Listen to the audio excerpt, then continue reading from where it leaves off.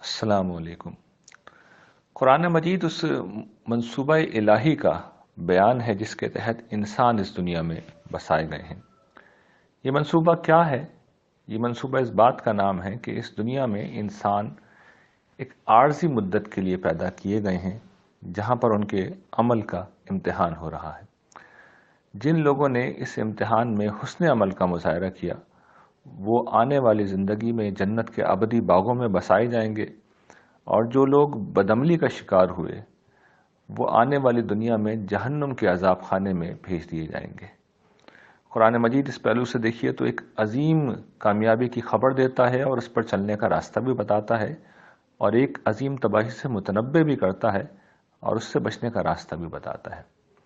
یہی قرآن مجید کی ہدایت ہے، اور قرآن مجید کی اس ہدایت کو جس طرح ہم نے اس سے پہلے بھی بات کی کہ اہدنا الصراط المستقیم کی شکل میں گویا کہ ایک دعا کے روپ میں سورہ فاتحہ میں پیش کیا گیا، اور جب قرآن مجید شروع ہوتا ہے اس دعا کے جواب میں تو یہیں سے شروع ہوتا ہے کہ یہ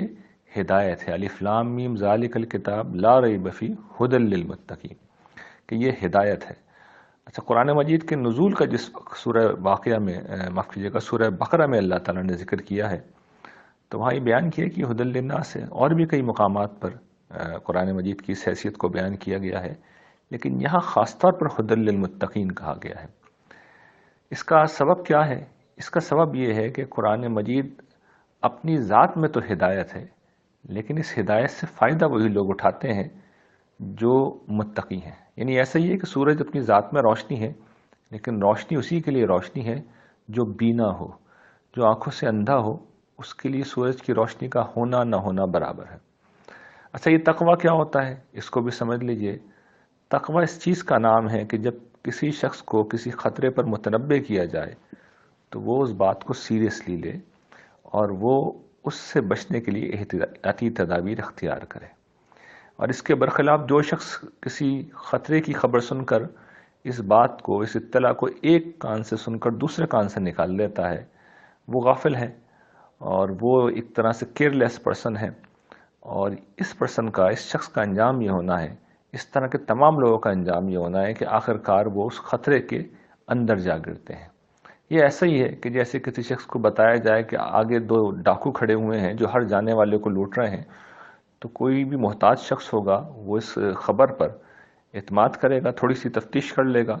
اور اگر کسی اچھے شخص کے ذریعے سے، قابل اعتماد شخص کے ذریعے سے اطلاع مل رہی ہے تو ظاہر ہے کہ اپنا راستہ بدلے گا۔ تو یہی گویا کہ قرآن مجید کی مثال ہے کہ یہ ایک عظیم خطرے سے ہمیں متنبع کرتا ہے، ایک عظیم خوشخبری کی ہمیں نوید دیتا ہے، اس کی اطلاع دیتا ہے، اور جو لوگ سنجیدگی کا مظاہرہ کرتے ہیں